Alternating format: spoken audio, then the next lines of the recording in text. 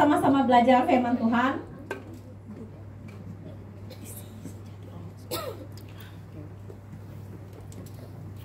Yang bertemakan, seperti minggu-minggu yang lalu, kita sudah 2 minggu belajar tema ini, yaitu anak kecil yang bertumbuh dalam iman. So, kalau kita cakap anak kecil, apa yang terlintas dalam pikiran kita? Kalau yang saya tidak sempat dengar khotbah yang 2 minggu yang lalu, sebab saya tidak di sini, saya balik kampung. Jadi saya ingin tanya kita semua yang ada di sini, apa yang kita terpikir kalau kita sebut anak kecil? Adakah anak kecil itu yang macam begini tinggi, begini, atau yang macam begini?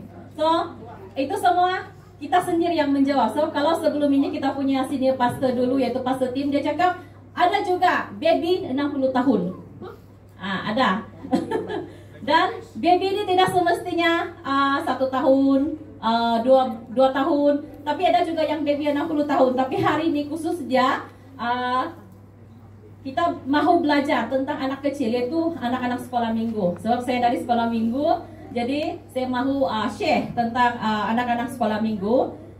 Jadi tema kita masih lagi anak kecil yang bertumbuh dalam iman. Tapi tajuk hari ini saya ambil, yaitu ibu bapa adalah pintu masuk bagi anak-anak untuk mengenal Tuhan. Oke, jadi saya baca dahulu dalam Amsal 22 ayat 6. Didiklah seorang anak di jalan yang patut dilaluinya, maka pada masa tuanya pun dia tidak menyimpang dari laluan itu. Jadi sebelum kita mengupas lebih lanjut lagi tentang firman ini, mari kita semua tunduk. Kita berdoa supaya apapun yang kita dengar hari ini kita dapat pahami dengan lebih dalam lagi. Haleluya Tuhan, haleluya Yesus.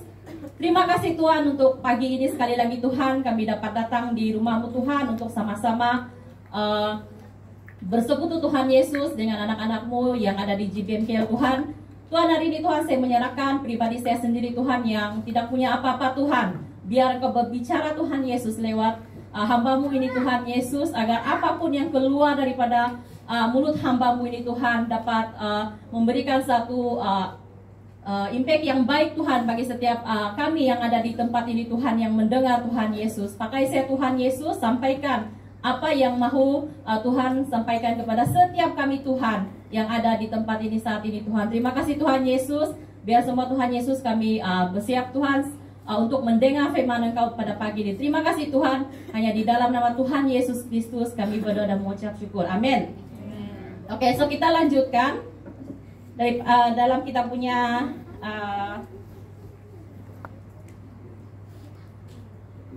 saya tidak nampak. Ada cermin mata. Oke, so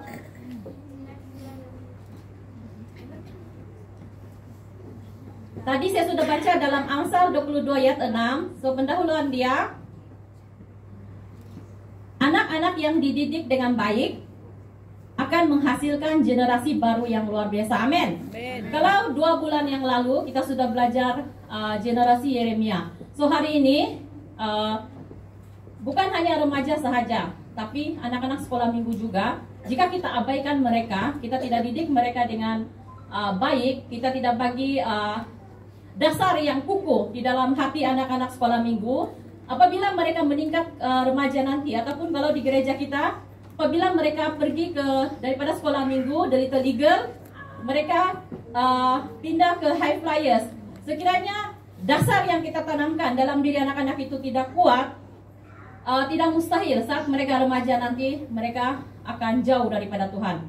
Jadi tanggung jawab kita adalah kita harus didik mereka, bukan hanya setakat ibu bapak, tapi setiap masyarakat yang ada di sekitar mereka berpengaruh dalam menanamkan iman yang kukuh dalam setiap hati anak-anak yang ada di sini. Amin. Jadi apa yang harus kita lakukan? Next. Oke, saya ada 5 poin sahaja, so saya tidak banyak masa. So poin pertama adalah mengajar anak supaya takut akan Tuhan. Takut akan Tuhan ini dia bukan yang takut seperti kita melihat sesuatu yang mengerikan, bukan. Tetapi takut yang kita takut sebab kita hormat kepada Tuhan. Seperti mana sewaktu saya kecil, pribadi yang saya sangat takut waktu itu adalah bapak saya. Pribadi yang saya sangat takut sebab dia mendidik kami dengan sangat kuat sekali. Maksudnya salah rotan. So saya pribadi yang saya sangat takut waktu saya kecil adalah bapak saya. Tapi saya tahu kita di sini semua kita punya cara masing-masing untuk mendidik anak. So dalam poin pertama ini kita harus mengajar anak supaya takut akan Tuhan. Saya ambil di dalam Amsal 1 ayat 7. Takut kepada Tuhan adalah permulaan pengetahuan. Orang bodoh meremehkan hikmat dan didikan. Jadi sejak kecil, terutama yang parents lah, yang ibu bapak, sebab ketika kita menghantar mereka di sekolah minggu, itu bukan 100% mereka dapat belajar. Ketika kita menghantar mereka di sekolah minggu itu hanya pengenalan, yaitu bukan kami katakan kami sebagai guru sekolah minggu tidak bertanggung jawab untuk mendidik mereka 100%, bukan. Tetapi masa mereka di sekolah minggu hanya berapa sahaja, berapa menit, mungkin dalam 1 jam lah maksimum saya rasa. Kalau ada latihan mungkin dalam 1 jam lebih macam tuh. Jadi masa anak-anak ini dalam 1 minggu, kalau hanya 1 jam di sekolah minggu, apa yang mereka belajar di sekolah minggu itu hanya dasar. Hanyalah pengenalan tentang apa yang kami ajarkan kepada mereka tentang iman, tentang rohani mereka. Jadi yang lebih banyak mereka habiskan masa adalah di rumah ataupun dengan ibu bapak lah. Jadi ibu bapak sangat berpengaruh untuk mendidik mereka, untuk menanamkan satu dasar yang kuat di dalam hati mereka. Jadi apa yang harus dilakukan kalau di rumah? Kita hanya perlu amalkan gaya hidup menurut Alkitabiah, ataupun tidak perlu susah-susah mau cari. Dalam Alkitab sudah dinyatakan kita hanya perlu menerapkan 9 buah roh. Kita hanya perlu terapkan itu 10 hukum dalam kehidupan keluarga. Dalam kita punya family, tak kisah berapa orang, tapi hanya perlu terapkan itu. Sekiranya dalam sebuah keluarga itu menerapkan 9 buah roh, 10 hukum itu, saya yakin dan percaya semua keluarga akan diberkati dan semuanya akan kuat di dalam iman mereka. Amin. Jadi kita boleh baca di sana apa itu 9 buah roh. Sana kita boleh nampak kasih, sukacita, damai sejahtera. Ini semua kita boleh terapkan dalam kehidupan seharian. Kesabaran, biarpun ada masa-masa kita hilang sabar. Kemurahan, kebaikan, kesetiaan, lemah lembut, dan penguasaan diri. Ini semua adalah perkara-perkara biasa yang kita boleh terapkan di dalam kehidupan seharian kita. Amin. Jadi poin kedua, apa yang perlu kita lakukan adalah mengajar anak supaya menghormati orang tua. Nah, ini saya ambil di dalam Amsal 13 ayat 24. Orang yang enggan menggunakan rotan membenci anaknya, tetapi orang yang mengasihi anaknya sanggup mengajarnya. Sini kita jangan salah paham, yang merotan ini bukan untuk mendera dan bukan juga untuk mencederakan, tetapi untuk menguatkan anak-anak, untuk mengajar mereka. Jadi disiplin. Siapa yang cakap? Untuk mendisiplinkan anak. Nah, ini saya membesar dengan ini perkara. Seperti yang saya katakan tadi, kami dididik dengan sangat keras. Sangat keras, kalau salah memang bukan dirotan melulu macam begitu, tetapi pada masa yang sama kami dirotan, kami juga diberitahu apa salah kami, kenapa kami dirotan, bukan semata-mata untuk mendera. Dan setiap kali kami dirotan, kalau saya, satu perkara yang saya sangat ingat sekali adalah kalau berkaitan dengan poin yang kedua. Saya pernah dirotan yang itu bukan salah saya. Maksudnya sedikit kesaksian lah. Baru-baru kami balik kampung, saya ada cerita dengan mak saya, adik saya perempuan pun ada dengar juga. Saya katakan dulu saya pernah kena rotan bapak kami. Sebab kenapa? Kami dituduh tidak hormat orang tua. Macam mana cerita dia adalah masa kami kecil-kecil kan, dalam umur 5-6 6 tahun 7 tahun saya rasa umur saya waktu itu. Kami mandi di sungai. Sebab dulu kan memang sungai kan sumber air dia. Kami mandi di sungai. Lepas tu dalam masa kami adik-beradik mandi itu, dalam kami lima orang lah macam adik-beradik, tiba-tiba ada orang lalu di tepi sungai itu. Dan kami yang tengah mandi, yang tengah teriak-teriak dan ketawa-ketawa, kami tidak tahu ada orang yang lalu. Jadi orang yang lalu ini dia terasa, dia mengatakan dia lalu dan dia tidak balik terus ke rumah dia. Dia singgah di rumah kami dan dia komplain dengan bapak saya. Dia kata, kamu punya anak ini tiada hormat orang tua, tiada sopan santun. Dia cakap macam tu dengan bapak saya. Dan masa tu kami masih siok-siok mandi lagi, kami belum tahu cerita lagi apa yang terjadi di rumah. Jadi bila kami sudah siap mandi, kami balik. Bapak saya sudah tunggu di rumah. Dia suruh kami baris dari yang besar sampai yang kecil. Yang kecil waktu itu saya 6 hingga 7 tahun lah umur saya waktu itu. Saya yang paling belakang. Jadi yang depan ini yang dulu kena rotan. Tapi sebelum kami kena rotan, bapak saya cakap macam begini, kamu tahu apa salah kamu? Dia cakap macam itu dengan kami. Lepas itu kami pun menggeleng. So kami memang tak tahu. Lepas itu bapak saya katakan, tadi sekian orang datang ke rumah. Mereka kata kamu mengejek mereka. Lalu kami pun terkejut. Kami lepas selesai kami mandi itu, memang lepas mereka lalu kami ada nampak. Tetapi kami tidak tahu yang cerita yang terjadi. Jadi setelah bapak saya explain kepada kami, baru kami tahu yang ada pula kisah daripada kami mandi dan yang mereka lalu. Jadi kami kata, kami tidak mengejek mereka. Kami seperti biasa, kami mandi, kami ketawa-ketawa, kami main-main.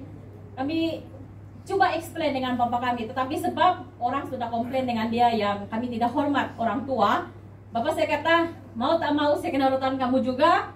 Dia cakap, sebab supaya masa kamu membesar nanti kamu akan ingat untuk hormat orang tua.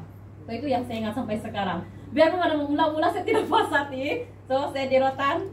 So bukan kesalahan kami. Kami memang mandi sahaja, ketawa-ketawa. Tapi pengajaran daripada rotan itu saya ingat sampai sekarang, yaitu saya hormat orang tua. Bukan setakat orang tua ini, bukan kita punya ibu bapak sahaja, tetapi orang yang lebih tua daripada saya. So saya ingat itu pelajaran sampai sekarang. So rotan bapak saya itu dia bukan rotan kuata, dia suruh angkat tangan dan rotan guna tali pinggang di tangan.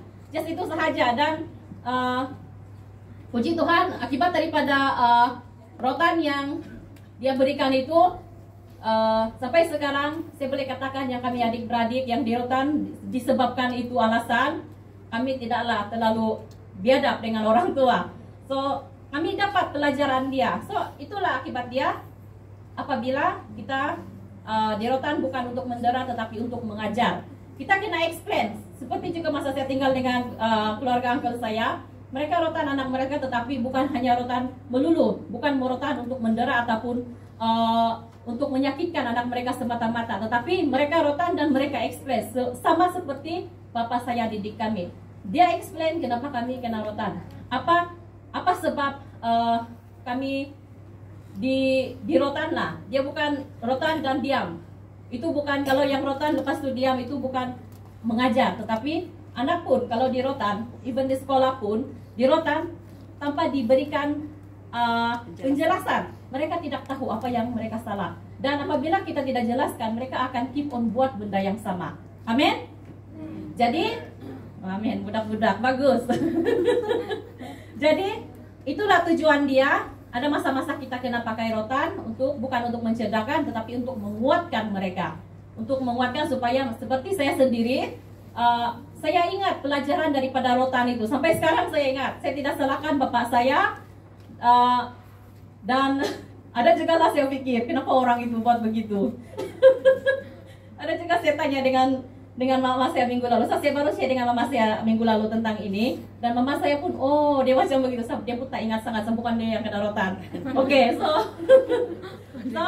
poin ketiga, mengajar anak untuk mengasihi sesama. Selain daripada untuk menghormati, ajar mereka untuk menghormati orang yang lebih tua.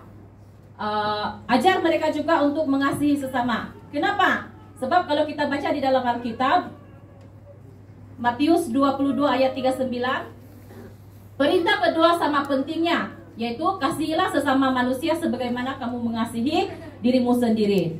Jadi Kita jangan ajar kepada anak-anak untuk pentingkan diri sendiri. Kita ajar mereka untuk mengasihi, bukan hanya dalam lingkungan keluarga, tetapi di sekitar mereka juga. Sebab kalau kita tidak mengajarkan kepada mereka sifat mengasihi itu, saya yakin dan tidak mustahil mereka akan membesar dengan pikiran mereka sendiri, dan mereka akan membesar dengan apa yang mereka nampak di sekitar mereka jika kita tidak ajar mereka. Jadi ajarlah anak untuk melakukan kebaikan serta belas kasihan terhadap sesama. Senang saja amalkan gaya hidup yang saling mengasihi. Saya yakin kita semua keluarga yang ada di sini semua sungguh luar biasa, dan juga semua pun mengasihi dan mengajarkan anak yang luar biasa juga, yaitu tentang mengasihi sesama. Tapi saya di sini bukan untuk mengajar kita, tapi hanya untuk mengingatkan kita semua yang keluarga, yang belum berkeluarga, yang muda-mudi, supaya kita terus mengingati perkara ini. Amin. Supaya kita ada bekalan. Oke, sebab kenapa? Anak cenderung belajar dari apa yang mereka lihat daripada perlakuan ibu bapa mereka. Seperti yang saya explain tadi, anak-anak ini mereka banyak menghabiskan masa dengan keluarga mereka, ibu bapa mereka. Jadi mereka akan belajar. Biasanya anak-anak dia akan cepat belajar melalui penglihatan. Apa yang mereka nampak di sekitar, mereka akan cepat tangkap. Sebab benda itu dia bergerak. Jadi mereka senang untuk ingat, mereka senang untuk ikut.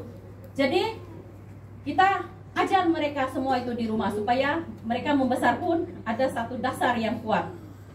Jadi next point, keempat, mengajar anak untuk menjaga perkataan mereka. So ini pun penting. Syukur juga saya tidak pernah dengar lah anak-anak sekolah minggu sepanjang saya mengajar lah di sini.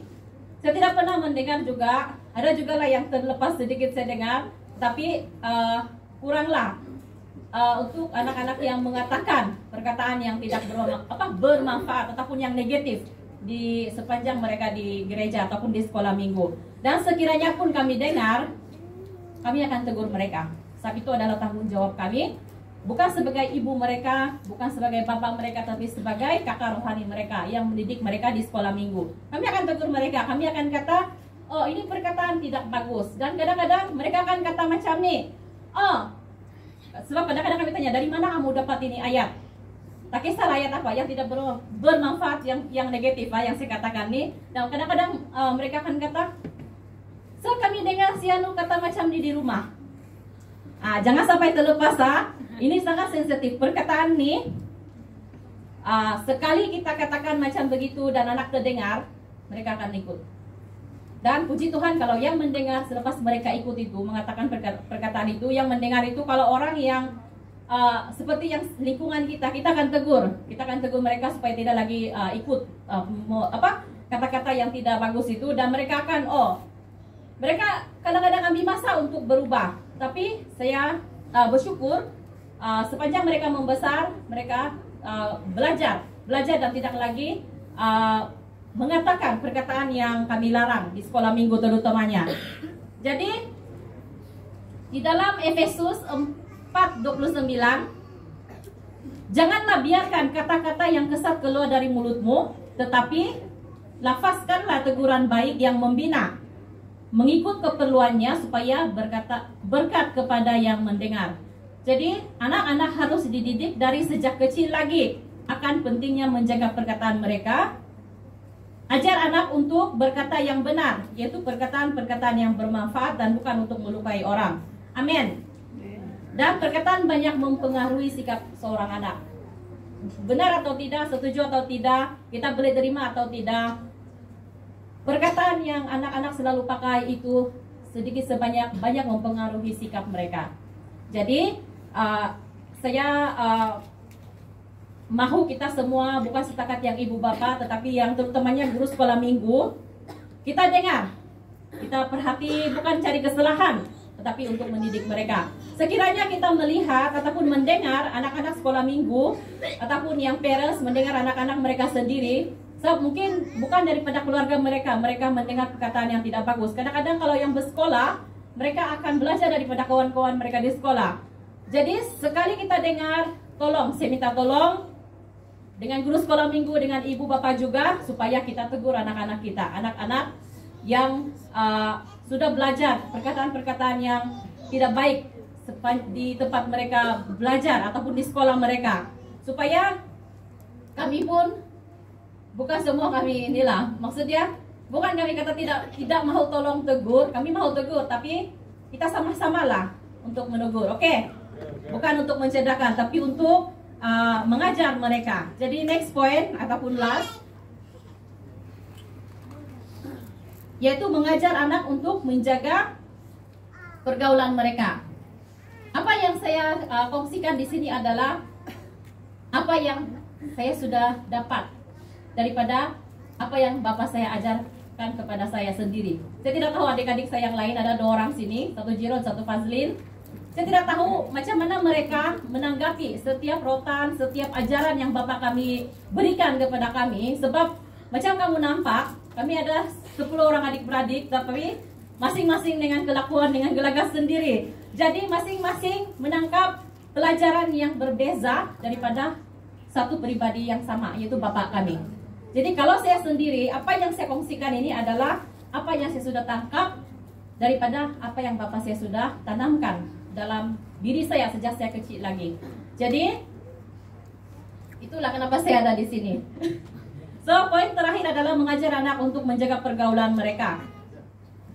Saya ambil di dalam 1 Korintus 15 ayat 33. Saya baca, kita dengar sahaja yang lain. Jangan kamu biarkan dirimu disesatkan orang. Kebiasaan yang baik musnah karena pergaulan yang buruk. Amin. Amin. Kadang-kadang ibu bapak saya paham. Saya paham mereka punya pergumulan juga, biarpun belum lagi melalui. Saya paham sebab kenapa? Kita sudah berusaha didik anak-anak dengan baik di rumah. Tetapi seperti yang kita nampak, apabila mereka keluar daripada rumah, mereka pergi sekolah, kita sudah tidak boleh kawal mereka punya persekitaran, mereka punya pergaulan. So, kita tidak nampak, kita bukan berada di sana, kita bukan cikgu di sana, di mana mereka belajar. Jadi memang agak mencabar juga, sebab kita hanya melihat mereka apabila mereka balik daripada sekolah dan mereka sudah membawa bermacam-macam ragam sikap yang mereka sudah dapat daripada orang-orang sekitar mereka. Jadi memang itu satu cabaran sebagai seorang ibu bapa, tapi Tuhan sudah amanahkan kepada kita untuk mendidik mereka. Amin. Jadi apa yang harus dilakukan? Sebagai ibu bapa harus teruskan saja didik, nampak dan tegur, ajar mereka. Dan kalau perlu rotan, dan rotan. Tapi bukan yang rotan sampai cedera, sampai luka-luka, sampai sakit. Jadi pengaruh rekan sebaya sangat kuat. Sikap anak banyak dipengaruhi oleh orang-orang yang ada di sekitar mereka. Nah, ini adalah, saya ada sedikit kesaksian lah untuk ini pergaulan. So ini juga kenapa saya kata ini sangat penting, sebab selepas saya habis sekolah, yalah kan, masih lepas masa kita sekolah, kita punya keinginan adalah mau bekerja kan, cari duit. Jadi lepas sekolah tuh saya dengan kakak saya, kami pujuk bapak kami untuk keluar daripada kampung untuk pergi kerja di bandar ataupun di KK, Kota Kinabalu. Jadi sepanjang kami pujuk mereka tuh, kami kata result pun sudah keluar dan oke. Kami kata dengan bapak kami, dengan mama kami. Jadi apa lagi yang menghalang kamu untuk benarkan kami keluar daripada rumah untuk cari duit, untuk bekerja? Sebab waktu itu kami daripada sampai tingkatan 3 kan, bila balik asrama, kawan-kawan kami kata, oh kami cuti 2 bulan, hari itu kami pergi bekerja. Kawan-kawan kami kata. Jadi saya yang mendengar ini jelas lah, sebab mereka semasa mereka bekerja itu mereka ada pengalaman-pengalaman yang saya tidak pernah lalui. Jadi masa mereka berkongsi itu cerita mereka bekerja itu, saya pun nanti saya pujuk bapak saya. Sebab kami apa-apa mesti kena minta kebenaran dengan bapak. Jadi masa yang lepas habis SPM itu, saya dengan kakak saya berusaha setiap hari pujuk bapak kami untuk supaya dibenarkan keluar bekerja di KK. Dan last bapak kami dia berlembut sedikit lah dengan kami. Dan apa yang satu ayat dia yang saya ingat sampai sekarang tentang pergaulan. Dia kata dengan kami, kami perempuan, kami ramai adik-beradik perempuan, 6 orang daripada 10. Jadi dia sangat titik beratkan kami yang perempuan. Maksud dia kena betul-betul jaga kelakuan, pergaulan. Dan itulah apa yang dia katakan yang saya ingat sampai sekarang. Dia katakan, jangan hanya berhati-hati dengan kawan lelaki. Jangan hanya kalau kita aja sekarang, kalau sekarang kan kita kata kalau yang anak perempuan jangan sekali-kali keluar dengan lelaki. Lelaki itu berbahaya. Tapi kalau bapak saya dia kata macam ni, dengan kawan perempuan sekalipun kamu kena hati-hati. Saya pun mula-mula kenapa perempuan dengan perempuan apa yang harus dihati-hati. Tapi satu ayat dia itu yang menegur saya, yang buat saya ingatlah sampai sekarang. Sebab dia kata macam ni, sebab kawan perempuan lagi bahaya dari lelaki. Dia cakap sebab dia tahu kami memang tidak keluar sembarangan dengan lelaki. Jadi dia kata kawan perempuan sebenarnya yang lagi berbahaya dari lelaki. Saya kenapa dia kata, sekiranya kamu dengan kawan perempuan kamu menyewa satu bilik. Ini dia punya contoh. Sekiranya kamu menyewa satu bilik dan kawan kamu ini jealous dengan kamu ataupun mahu melakukan sesuatu yang tidak baik dengan kamu, mana kamu tahu, dia kata kalau time kamu tidur dia bawa orang pergi buat jahat dengan kamu. Dia kata macam tu. Dan saya terus okey. Saya baru tahu kenapa dia ajar berhati-hati dengan kawan perempuan sekalipun. Maksud dia, pelajaran dia tu adalah kita jangan sembarangan berkawan. Kita jangan main tangkap muat saja. Bukan dengan kalau yang remaja bukan hanya setakat yang cari-cari boyfriend atau girlfriend, bukan hanya itu, tapi kawan sekitar kita yang kita pilih menjadi kawan baik. Macam itu si Iman kata, ini si anak Suzy yang kecil. Semalam saya tanya dia, apa itu best friend? Dia jawab saya macam ni, kawan baik. Budak kecil pun tahu best friend itu apa. Jadi sebagai ibu bapa, anak-anak mereka tidak tahu lagi apa yang baik, apa yang buruk bagi mereka. Jadi kita punya tugas yang ada di sekitar mereka. Kita kena pantau mereka, kita kena ajar mereka bagaimana cara untuk memilih kawan-kawan, terutamanya yang best friend. Pilihlah, ajarlah anak untuk cari best friend yang pergi gereja, yang samalah dengan yang kita nampak. Macam mana kelakuan mereka semada, mereka punya kelakuan kawan anak-anak kita itu baik atau tidak, kita akan filter lah untuk mereka. Jadi ibu bapa sangat penting untuk memantau pergaulan anak-anak. Sebab sekiranya mereka salah pilih kawan, kita akan nampak hasil dia. Macam mana kelakuan kawan mereka, begitulah kelakuan mereka nanti. Jadi last sekali penutup. Kenapa sudah dorong? Jadi pembentukan rohani anak dalam keluarga adalah sebuah proses hubungan yang terus-menerus yang berlangsung antara anak dan ibu bapa, di mana seluruh pengalaman yang dialami oleh anak dalam keluarga akhirnya membentuk kepribadian anak, khususnya di dalam kerohanian mereka. Amin. Jadi apa yang saya sudah share tadi itu daripada 1, 2, 3, 4, 5 poin. Kalau kamu rasa kamu mahu ingat dan kamu mahu terapkan juga, apa yang saya share tadi itu adalah apa yang sudah Bapak saya tanamkan dalam saya punya pribadi sejak saya kecil lagi, dan saya ingat sampai sekarang. Kalau mahu share dengan anak-anak, share. Dan kalau rasa kita masing-masing kita punya pendapat sendiri kan untuk mendidik anak. Dan saya yakin semua parents yang ada di sini memang sangat luar biasa. Dan sekali lagi ini menutup sudah. Saya ingin berterima kasih kepada ibu dan bapa yang sudah support sekolah minggu punya aktiviti pada hari ini. Daripada awal, awal bulan 11 mereka anak-anak pergi latihan, parents mereka hantar, parents mereka tunggu sepanjang mereka latihan, ketika habis kebaktian umum. So saya berterima kasih kepada setiap yang terlibat, guru-guru sekolah minggu dan juga setiap parents yang supporting yang sangat luar biasa. So beri tepukan kepada setiap ibu bapa yang ada di sini. Jadi sampai sini saja. Jadi kita